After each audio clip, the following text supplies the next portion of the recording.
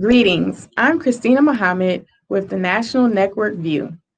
On tonight's show, our guests Meshawn Siddiq and JayVon Muhammad will comment on the CDC's new vaccination mandate for pregnant women and its future implications. Later in the show, Meshawn Siddiq and JayVon Muhammad will discuss the issue of legalized kidnapping. Lastly on the show, our guests will share their thoughts on Midwives Alliance of North America's MANA, Regulation on Midwives, and the practice of midwifery. Before we get into the top news, let's do a recap of the current events we've recently covered. On yesterday's I Have a Testimony, NMV news anchor Willie Muhammad's guest was Dr. Boyce Watkins, who is a host of his own Black social commentary show and is known by many as the People's Scholar. Dr. Watkins talked about meeting the Honorable Minister Louis Farrakhan, the minister's involvement in the New Paradigm Forum, and the relaunch of Muhammad's economic blueprint. Can you share the first time you heard or when you first actually met the minister? And also, how come, unlike many others, you have not succumbed to the pressure and the fear tactics that people place on Black athletes, Black intellectuals when it comes to associating with the minister? Why is that? Well, to answer that question first of all, I'm humbled, and I can't even I don't even know how to respond to any comparison between me and Minister Farrakhan.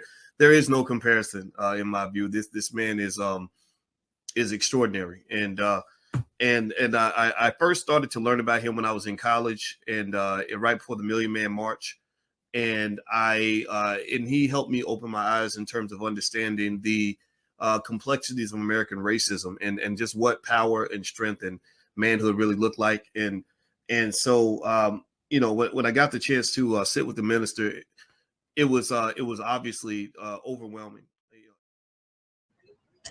NMV news anchor Rosalind Parks sat down with weekly contributor Brian E. Muhammad, Final Call News staff writer, for a tribute to the life and legacy of Dr.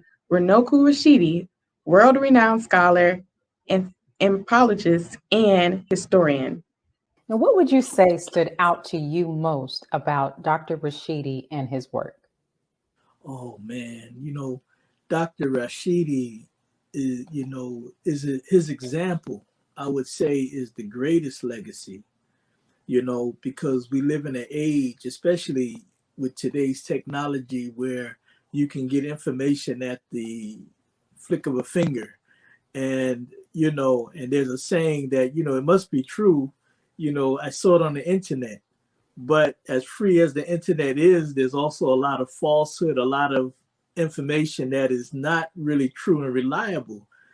And his example was the kind of man who went and he searched out the truth based on verifiable evidence, going to the different places of the earth and pulling the information up of our history. Brian E. Muhammad discussed Israel's continued stoking of war with Iran and its implications as a possible warm-up of a multi-country war. Brother Brian, why is Israel continuing to stoke the war with Iran? Well, Israel needs to stay relevant. Israel has a problem.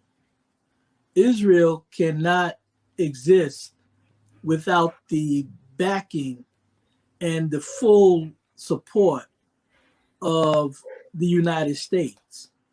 So Israel is trying to stay relevant where it does not lose its so-called benefit, which is to a tune of nearly $4 billion a year, plus loans and military loans and assistance that pushes that figure nearly $5 billion a year of taxpayer money. So Israel as a welfare state has to stay relevant to America. Brian E. Muhammad also shared his thoughts on the UN General Assembly's creation of a permanent forum for accountability for America's racism against Blacks in America and around the globe. Currently, there's a Final Call News article entitled World General Assembly Creates a New Permanent Forum of People of African Descent. How will this new platform improve the lives of Black people around the globe? Well, the UN, as I've been saying earlier, it's a joke. The UN does not have the power. Let me just start off with this.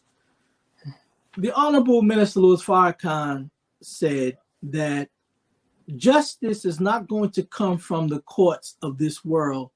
It's going to come from the God of justice.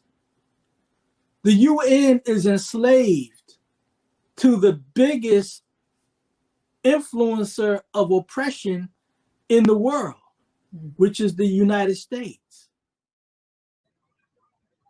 Weekly medical contributor Dr. Akili Muhammad updated us on how states and communities are tracking COVID and its Delta variant infection rates, how the vaccinated have responded, and the effect on the population in general. What's the reason the scientific community is saying a vaccinated person can transmit the COVID infection? Well, as you know, there's this one side or the opposite in just about every aspect when we're dealing with health these days. And there are many scientists that are saying that when we are vaccinated and the body starts to produce these spike proteins on the cells, this is happening in just about all the tissues in the body. And so the immune system is having to respond to that reality, meaning that there's work that has to be done in order for these spiked proteins to be produced on so many cells. We're talking about billions or trillions of cells. And so at the same time this activity is going on, here we have the Delta variant coming into this region. So I'm specifically speaking about the United States. And now your body has to fight another variant. Sister Cherie Muhammad, founder and director of Asiatic Minds Online School, and Sister Iman Ali, meditation instructor, discussed the importance of meditation and why Asiatic Mind School offers meditation classes. Will Asiatic Minds curriculum offer students the right mix of classes to help them master subjects and improve their overall level of performance and achievement in schools? Thank you for the question. At Asiatic Minds, what we are striving to do is give more classes and offer more classes other than your basic reading, writing, and arithmetic, as we sometimes call it.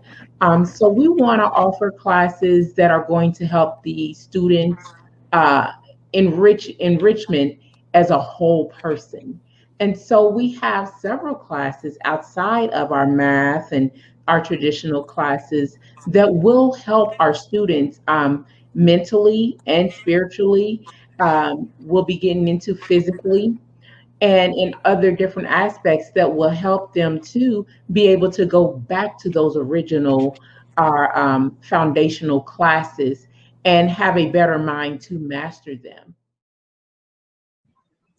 Brother Born King of Soul Society discussed the organization's youth mentoring and empowerment programs that are helping people tap into the gifts of their soul and lock in on their personal life purpose.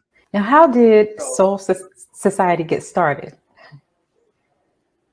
So, in a nutshell, when you, the long story short, it's like a trilogy movie and everything. So I just give y'all a trailer, But long story short, a major transition in my life. Well, one of the first things was my junior year in high school.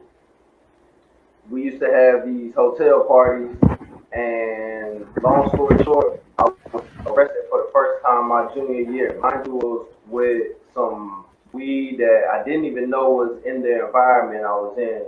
But way that that process was carried out and that experience was carried out, and the way the cops expressed the intent, you know, to really like take down, you know, young black men.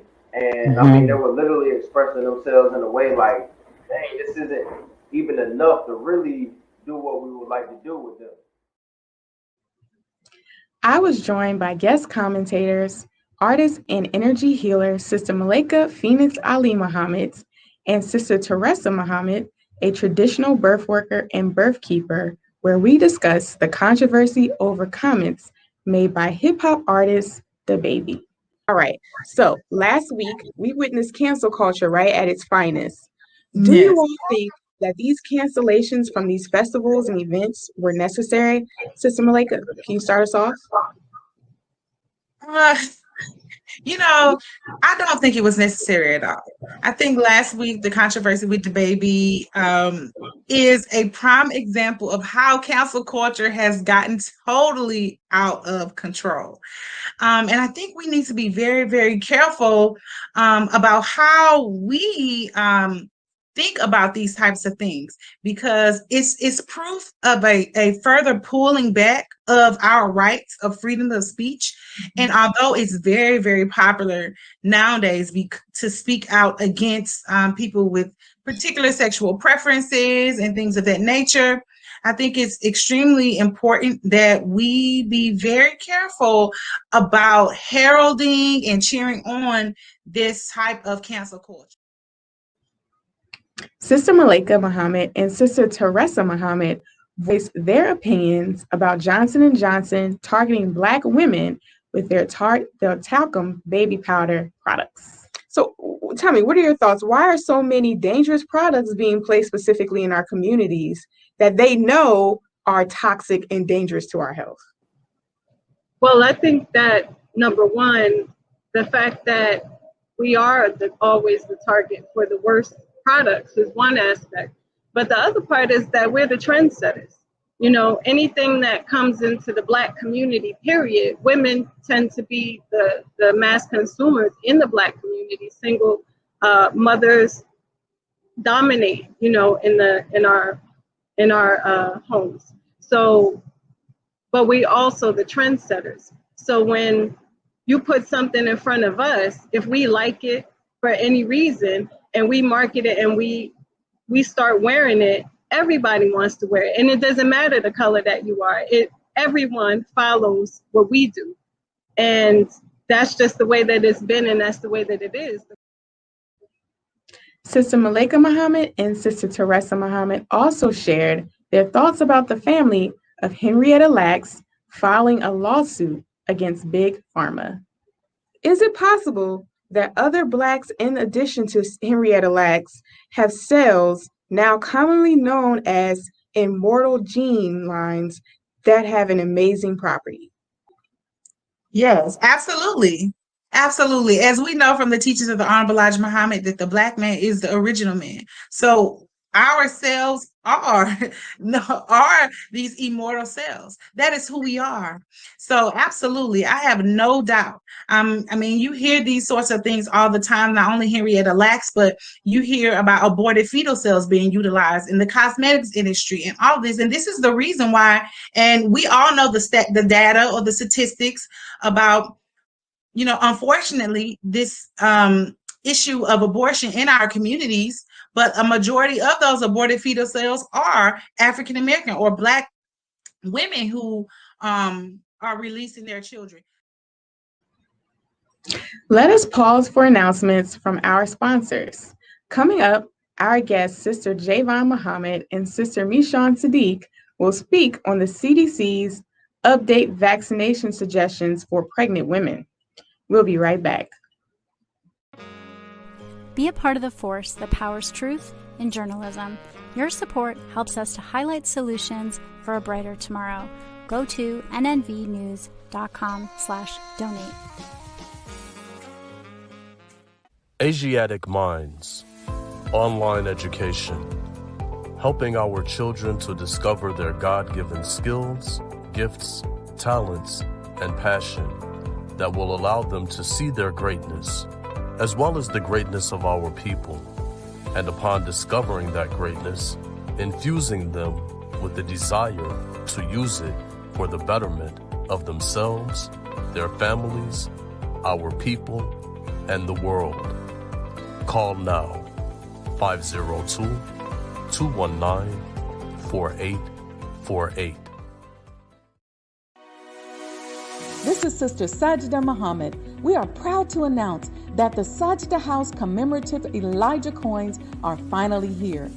This priceless heirloom, made from recycled copper from the messenger's home, is now available at sajdahouse.com. The hashtag Bank Black social media campaign made strides not only in revolutionizing how we bank, but also how we think. The movement inspired thousands of African Americans across the country to transfer or deposit millions of dollars into Black-owned banks. These are banks that will invest in urban communities, employ African Americans, support Black businesses, and inspire Black home ownership. This is a very proud moment for our culture as we are taking small but significant steps towards building Black power through Black wealth. Thank you for tuning in to NNV News. Please share your thoughts with us in the comments section below. Follow us on social media at NNV News, and please subscribe to our YouTube channel, National Network View. This is Clifton Muhammad with NNVnews.com.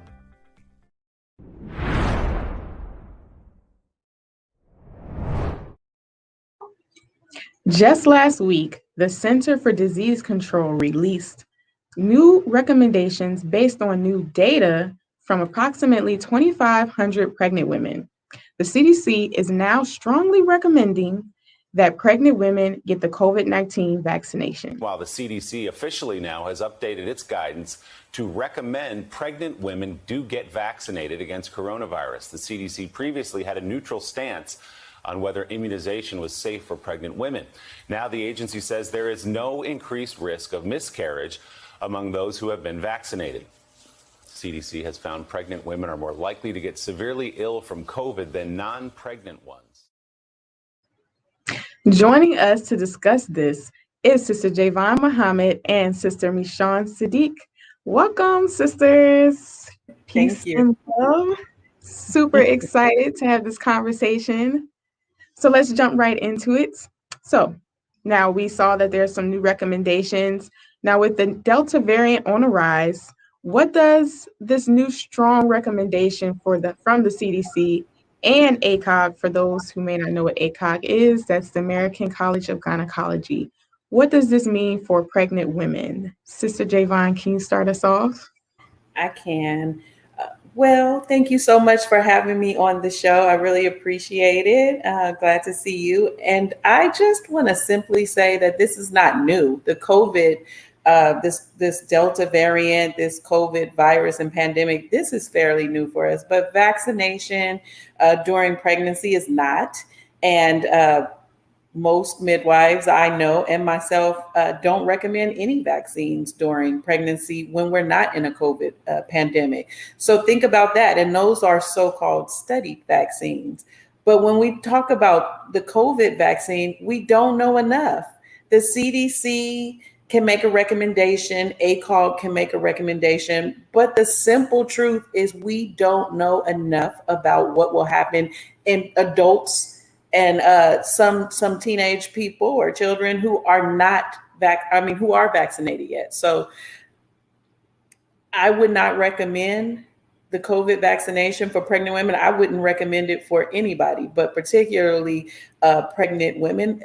The decision to use an experimental vaccination or gene therapy, as some say, in your body while carrying a baby, I want to keep everything very simple. Like, we have to think that out. Many of us are concerned about taking the vaccine as adults. But now when you put a child in the picture, it's not smart. A newborn baby, it's not smart. We don't have enough information. Right.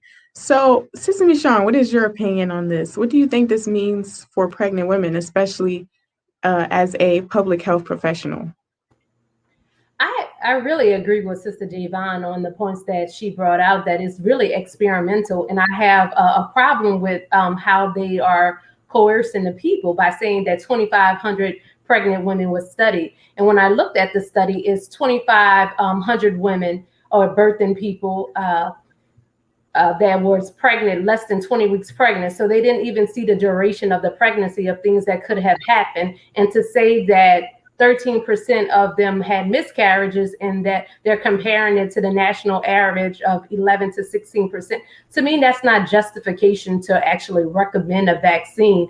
And everything else that Sister JayVon said, it's just not enough data to give people informed decisions. You're coercing them, and they don't even give the comparison of what's happening. They just said that it's an increased risk of deaths or adverse or damages for women who get COVID while they're pregnant, but they don't show the data. What is the data that shows that they can compare it to?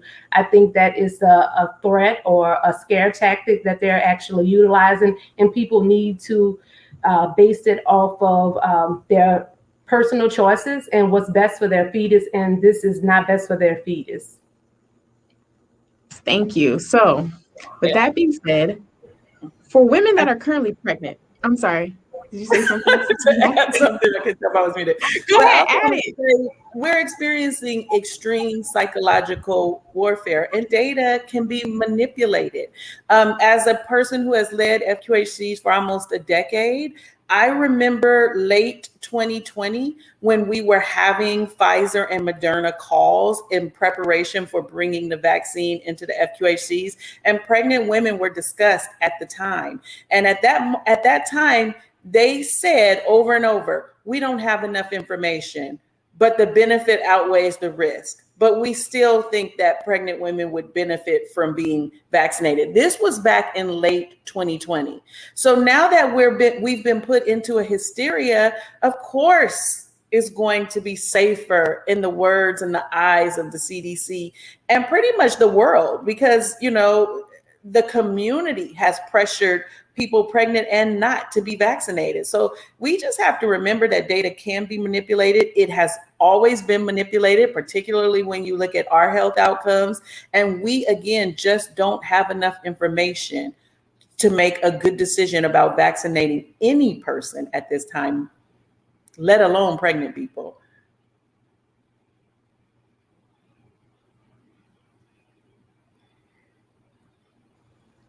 Just one quick addition to what Sister JayVon is saying, and I think both of us are saying that, are thinking that we're not, just because we're in opposition of the vaccine, we're not in opposition of prevention. There are so many other things that pregnant women should be doing other than vaccinating themselves.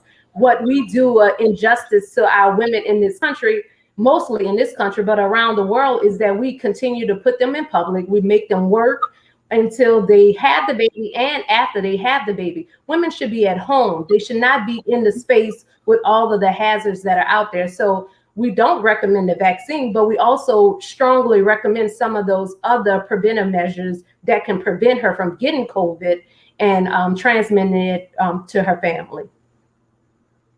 Yes, and I love where this conversation is going, because we need this, right? So now that we have these recommendations for pregnant and nursing women, okay, so for our pregnant women that are receiving prenatal care in the hospital or any of these federally qualified institutions, could this potentially become a situation where they may be required to be vaccinated to receive care? Sister JayVon?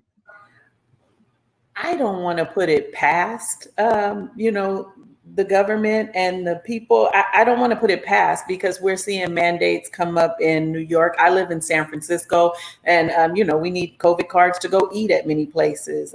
So I wouldn't put it past the government, the way things are going. My daughter is expecting now, and although she's planning a home birth, she goes to a clinic for care, and they put extreme pressure on her last week. So we're headed that way in all aspects of society. In California, they recently set a standard. I don't want to call it a law, but you cannot visit anyone in the hospital. You cannot go in the hospital anymore unless you've been vaccinated, or you can show a negative COVID test within the last 48 to 72 hours. So everything's headed that way. You can't even visit a relative anymore in a hospital. Right. So, Sister Meshawn, what are some things that pregnant and nursing women can do to protect themselves from COVID-19, since we do see ourselves potentially going into the space where vaccinations will become mandatory? Well, I think that beyond protecting themselves from COVID, women need to be educated. I think we rely too much on our doctors to give us the information. That individuals need to be educated on the entire birthing process from conception until 1 year postpartum. Now, as far as the standards or what we recommend to prevent COVID is wearing your mask, staying home as much as possible, ordering food at home and getting it delivered. So staying away from crowded places, masking up, social distancing, and all, just shutting in, staying home during this time. That's the best prevention that they can use at this particular time, as well as doing things to build their immune systems, immune builders, eating right, exercising, all of those things that we should normally do when there's not a COVID pandemic to protect ourselves from any disease. Right. Thank you. So before we close out, last year, we witnessed a surge of home births due to the uncertainties of birthing in the hospitals because of this pandemic. So now we're facing even more uncertainties. So should home birth be the best viable option for pregnant women and those considering becoming pregnant? Sister JayVon? Yes. Yes, I am a midwife, and I'm going to forever advocate for home birth or birth center birth for low risk women or women with healthy pregnancies. I think it becomes life and death when you raise the level a little bit and we specify Black women. We have to get out of the hospitals. We do not have good outcomes if we are not sick or experiencing a risky pregnancy. There's no reason for us to go to the hospital. We just need qualified care. And there are so many benefits outside of a physical, healthy birth that come from home birth. So many when we look at support and other things. Thank you. And for those women who would still like to make birthing in the hospital their first option, because there are women who feel safer in the hospital, Sister Meshawn, can you shed some light on what they should expect and how they can navigate? Well, again, it's about education. I love that the pandemic really highlighted the need for or the option for home birth. And like Sister JayVon said, it can be very qualified care providers can do this for the person. But in the hospital setting, it's just so many risks now. They change or conditions that change overnight. One day you can go in there with your partner or a husband, and the next day you can't. So knowing all of the risks out there, although they can go, it's just too much of a risk, I would say, without weighing your options. So women need to look at what their options are. Home birth is an option for low risk individuals, like Sister JayVon said, but going in the hospital, you have to wear a mask. You have to be tested for COVID. And some hospitals, like Sister JayVon said with her daughter, that they're strongly encouraging you to get that COVID vaccine. And so you may be coerced to do that. And some of I've also heard stories of where they want the births to happen quickly. And so that's where that medical intervention might happen. So if you're thinking you're going to have an unmedicated birth at the hospital, it may end up being a C-section or something that you might not want because of the environment that they're in. Thank you so much, ladies. So let us pause for announcements from our sponsors. When we return, our guests will speak about Saisha Mercado and how her children and other children are legally kidnapped by CPS. We'll be right back. Be a part of the force that powers truth in journalism. Go to nnvnews.com/donate. Worldwide, 24 hours a day, 7 days a week. Download the Final Call radio app and take us everywhere. On your phone, on your computer, on your tablet, on on Instagram, Facebook, and Twitter. You can also log on to finalcall.com and click the listen live button or finalcallradio.com. Final Call Radio, the official voice of the Honorable Minister Louis Farrakhan and the Nation of Islam. Please share your thoughts with us in the comment section below. Follow us on social media at NNV News, and please subscribe to our YouTube channel at National Network View. I am Anissa Muhammad with nnvnews.com.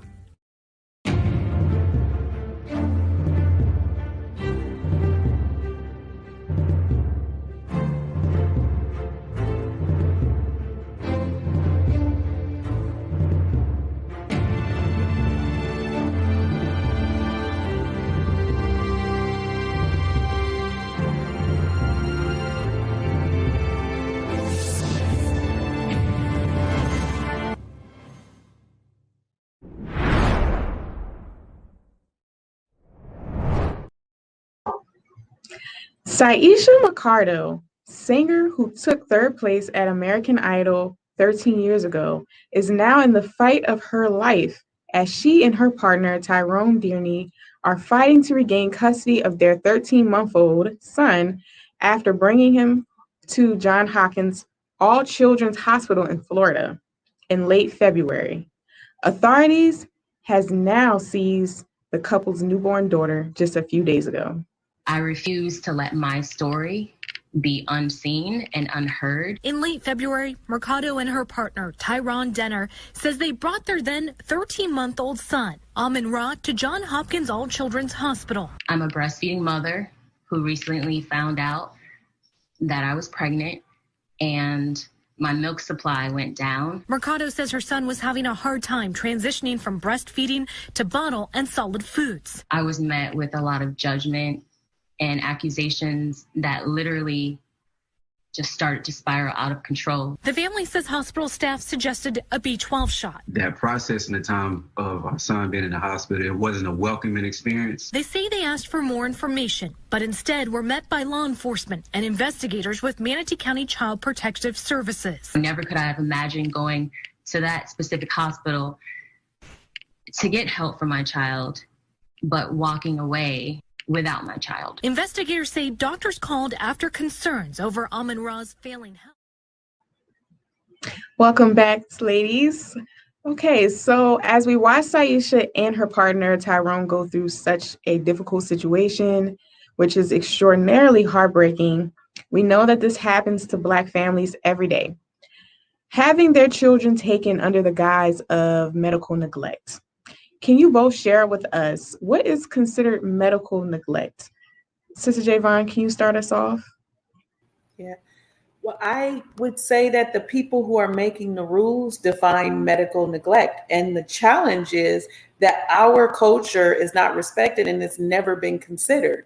If you are Black in the United States, the expectation is that you follow the guidance, the rules, and the policies of the white community, even if they conflict with our own. I remember being in the hospital, working in the hospital, and seeing the first time I saw a court order be issued for a woman who did not want a cesarean section. Our choices are being taken from us. I mean, they always have, but we have moments where we, think we're getting closer to options, but it's not, it's false. The only way we can practice a healthy culture that frees us is to remove ourselves from systems that didn't start oppressing us yesterday, but they have been doing this for some time. CPS has been weaponized against Black families since its conception, particularly during and right after the crack epidemic era. So I couldn't say enough how important it is that we consider pulling ourselves out of the system. We could say, I could give you many examples about the school system. We can't control anymore what our children learn in school, what they hear, what they do, what they see on TV, what they see on the radio. This is just an extension of that. We have to start removing our children from these systems that represent death. And one way to do that is to start out with home birth. Midwives work with families to make sure that they can realize the options that make sense to their family. In that situation, the sister could have been supported, counsel and recommendations made. But she also has a right to a belief system that is not really endangering her child, but may look different to the greater system. Right. Thank you. And Sister Meshawn, what is your perspective on what is considered medical neglect? I'm not a clinician, so I'm glad Sister JayVon started it. But what I wanted to highlight is that they asked for more information. And so if an individual asks for more information, they're not denying that the professional or the so-called professional has the information. They need to make an informed decision. And she also said that she was faced with judgment. And I find that in the research that women, babies, Black babies are dying, not because they're not eating the right foods, it's because of systemic racism. And if, like Sister JayVon said, if they would have been counseled. So I think that whatever the standard is for neglect, that information should have been given to her so that her and her husband could have made the right decision. But I can't agree with Sister JayVon anymore. Yes. So on that same note, Sister JayVon, can you inform us as to why would a child need a B12 shot? So I guess that they were suggesting that the baby was malnourished, that lacking vitamins, right? Sometimes you'll hear about adults taking vitamin B for energy or nutrients. And so without knowing everything about this situation, I would say that that same thing happens when moms don't want to choose vitamin K shots. Like there are many times the system documents your denial of a service. And so again, I want to really be general because this happens so much. We're talking about vitamin B, which is a vitamin, right? We could fix that in this situation, but this happens across the board in so many situations. We cannot, sometimes they judge you because you breastfeed your baby to a year. We really can't get it right because, again, the person who makes the rules, right, controls it. Medical neglect can be used against us because of culture, and it is often. So you would think that medical neglect was risking the life of your baby, harming the care. But when you have a culture that doesn't understand your culture, how can you prove that? Like, how do we free ourselves from these people? But when we bring our babies, we bring ourselves to them. I could go on and on about that. Yes, ma'am. So what we know about Saisha and Tyrone's situation is that when she found out she was pregnant, her milk supply had decreased. And she claimed that she went to a lactation specialist and a pediatrician before taking him to the hospital. Sister Meshawn, as a CLC, how does a 13-month-old become malnourished? And what guidance would you offer to mothers who are in similar predicaments where maybe their milk supply is decreasing? Like we do, again, have to generalize, but in this situation, we have to understand the history of what's going on in that family. What's the diet like? What things has she done? So understanding the culture or just even the daily lifestyle of that family. So we can be malnourished. Some of us are vitamin D deficient. So it's no step by step, oh, this is what they did wrong so that the child probably was malnourished. But I think what should have happened is that she should have been counseled. And sometimes we turn patients away because we don't take in consideration their lifestyle. Our eyes go a certain way because they are vegan or because they are Muslim or whatever. We put some type of stereotype on that individual and make assumptions. But I think what probably didn't happen is that the individual didn't take into consideration the goals of that family. Sometimes we say, oh, it's 1 year old, so the baby should be eating all of this stuff. But if the family decided not to, so what can we do in place of? Like, for example, for a person that's a vegetarian, some physicians might want them to get protein. So, okay, you're going to be a vegetarian. Have you considered beans? Have you considered this? So I don't know what their lifestyle was or what the records show, the medical records, but I think it can be all sorts of things that can lead to malnourishment. Yes, and as being public health professionals, how can families avoid situations such as these? Sister JayVon, I know you had said, just don't even be in their system, don't birth in it, stay home and birth. But when parents find themselves at the ER, what do you think they can do to avoid situations like this? Sister JayVon?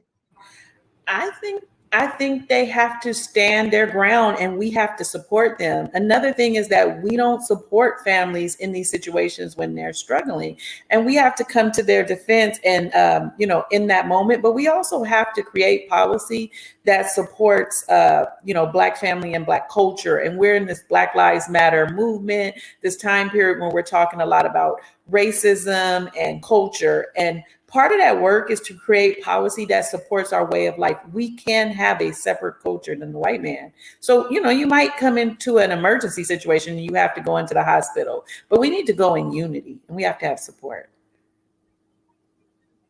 Yes, Sister Meshawn, how do you think that families can avoid situations like this? Well, being prepared, I don't know why the sister decided to take her child to the emergency room, but we need to have a community of support. So I wonder what support did she have? Did she have a Black pediatrician that believed in her way of lifestyle or supported her lifestyle? So if you have to take your child to the emergency room or even birth in a hospital, whatever the case might be, understanding your rights, never separating yourself from the child, and understanding at any point you can decide to separate that relationship with that provider, the hospital. So if they're not doing things to help you and your family, then you can decide not to do it. But also understanding what an actual emergency is. If it's a true emergency situation, you want them to be there to save your child's life. Right. And one of the things I want to highlight from this particular topic is that in the CDC, in their statement of the vaccination, in terms of them making this recommendation for pregnant and nursing women, they are suggesting that when women take these vaccines, that it is good for the fetus and good for the nursing baby. If women refuse this COVID-19 vaccination, can it turn into a similar situation as we witnessed with Saisha? Sister Meshawn, can you start us off? Yeah, we don't know where they can go with it. None of us probably would have thought, like I live in the New Orleans area, none of us could have thought that it would be required to take a vaccine or to show a negative test to get into places, to eat and to gyms and fitness centers. But we're here at that time now. So we don't know where they're going to go with it. We just have to follow what the studies are. And then also, separation is the key. If we want to have a life that protects our families, then we have to create that lifestyle for ourselves and protect our families. Yes, thank you. Sister JayVon, are we looking at a similar situation with this vaccine? I think so. And I think that the proof is that they are now trying to rush the FDA approval. And so, it's like, oh, y'all keep saying we waiting on FDA approval. Let's rush it. We haven't done that before, but we're going to do it now. There's a method to the madness. And thank you so much, sisters. So we're going to pause for some announcements from our sponsors. After the break, our guests will return to talk about the Black maternal health crisis and how it can be solved. We'll be right back. Be a part of the force that powers truth in journalism. Your support helps to combat false media. Cash App and.the News. Asiatic Minds, online education, helping our children to discover their God-given skills, gifts, talents, and passion that will allow them to see their greatness as well as the greatness of our people. And upon discovering that greatness, infusing them with the desire to use it for the betterment of themselves, their families, our people, and the world. Classes begin September 1st. To enroll, visit AsiaticMinds.com. This is Sister Sajda Muhammad. We are proud to announce that the Sajda House commemorative Elijah coins are finally here. This priceless heirloom, made from recycled copper from the messenger's home, is now available at sajdahouse.com.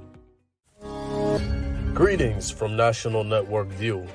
This week's Final Call cover story headline reads, "Separate and Be Saved."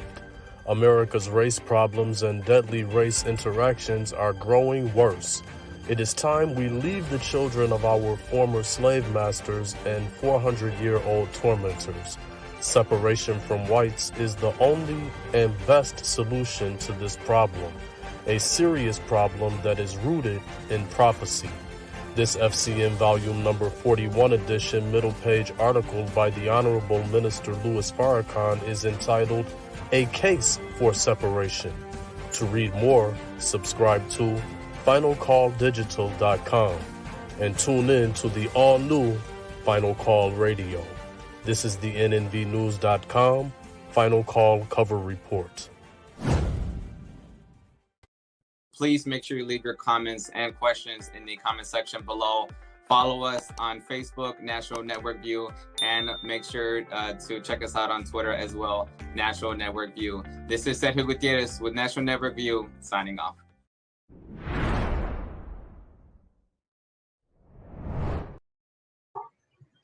At the height of the coronavirus pandemic, we were inundated with Black maternal mortality statistics that reveal that Black women are 3 to 4 times more likely to die during pregnancy and postpartum phase than their white counterparts. These studies also reveal that Black women and their babies have better birth outcomes when cared for by Black birth workers. In the United States, women of color face disproportionately high maternal mortality rates. Black women alone are 3 to 4 times more likely to die from pregnancy-related causes than non-Hispanic white women, and twice as likely to lose an infant before their first birthday. But why is that? While there is no one factor, experts say racism, discrimination, bias, and exclusion are driving forces. I think that we are really hobbled by systems and institutions that have racist policies, procedures, and yet we are not really willing to dismantle. Living in America as a Black woman does something to your body. It can be everything from I feel that I'm treated differently to I am being discriminated by the police in housing and in my workplace. Those have a physical effect on the body. According to the CDC, 60% of pregnancy-related deaths are preventable. Welcome back, sisters. Okay, so let's get started because we got a short period of time. So, the Midwives Alliance of North America, also known as MANA's President Dr. Sarita Bennett, has recently received a lot of flack for attempting to pass regulations that will remove autonomy from certified professional midwives. Sister JayVon, can you educate us on what a midwife is and why is it vital for them to have autonomy? Sure. There are several types of midwives. There's not just one type. So one type is a midwife who becomes a nurse first, called a nurse midwife, and then gets advanced training. And then there are CPMs, LMs, direct entry midwives they enter into midwifery and have specific midwifery training without being nurses. There's another called a certified midwife, who is also a direct entry midwife, but recognized by the credentialing board for certified nurse midwife. So there are many types of midwives, but though we're right now regulated differently. Nurse midwives are very close knit with physicians because they work together. Nurse midwives are the midwives that deliver primarily in the hospital. They work in the physician practices. So they're very closely knit with the traditional Western medical system. Not that so you might call them, many are known as mini doctors, right? Not that they want to be, but because they have to operate under the protocol of the physician because they're attached to that physician's license, right? Or the supervision, I will say. So in many places, certified nurse midwives operate under physicians. They're called their supervising provider. They can do what the physician has allowed them to do. We know over on the CPM, LM direct entry side that is not what it's going to take to improve the health of Black women, right? Like we're not going to improve pregnancy outcomes if we're attached to the same system that is creating these outcomes, right? We want to practice community, grassroots, direct entry midwifery, that kind we know about, where aunties come and support, the mama, where we all gather around the house, where you eat what you want, where you feel comfortable, where we are trying to create a different reality and environment for our mamas, right? We don't do interventions if we don't have to, if they're not medically necessary. You won't catch us talking about an induction or Pitocin, or if we want to work on a real grassroots, healthy, natural level. And we cannot do that if we are operating under supervising physicians. There are two ways we learn, and the way the doctors learn contradicts the philosophy that midwives learn under, that pregnancy is a normal part of a woman's life. Like we have childbearing years, right? That the years we're more likely to conceive. And so we know that happens for us. And we're not sick. This is fantastic. We're celebrating. We're talking about health. We're talking about all of the things we talked about as alternatives to the COVID vaccine. So we can't do those things under physician. I don't even know what she's thinking and why she would take us back. Because the part I neglected to say is that CPMs do not operate with supervising physicians. And we're out here in the community, in people's homes doing good work. So why she would want us to take a step back when we're in a crisis, I can't. I don't understand. Right. Well, apparently neither does many of the group doesn't understand. So now that we covered that, right? So what can birth workers do to protect themselves from a system that is really aiming to restrict them? Is now the time to separate? Sister Meshawn, can you start us off? Definitely it's time to separate. Well, the other thing I just want to add to what's certified professional midwives have been proven, like there's data to support that they have great outcomes, not good, but great outcomes. And so in protecting ourselves, I heard, maybe Sister JayVon said it, that we have enough doulas. We need more Black midwives. We have to have trained professionals out there that can go and that can provide that great care. So is it time to separate? Definitely. It's time that we train our girls to be midwives so that we can deliver our babies, our cousins' babies, our sisters' babies, and give them that great quality care that's delivered in a way that's free of racism, free of sexism, all of that, and free of capitalism. Because it doesn't cost as much money when we take care of ourselves. Yes, thank you. And I want to get to this last question because we are short on time. But knowing the history of obstetrics, and many of us, those who did not know, came across how treacherous it is this past year, what do you think mothers need to expect when birthing in the hospital? Because we will still have mothers who want to birth in those spaces. Sister JayVon? We need to expect rushed births.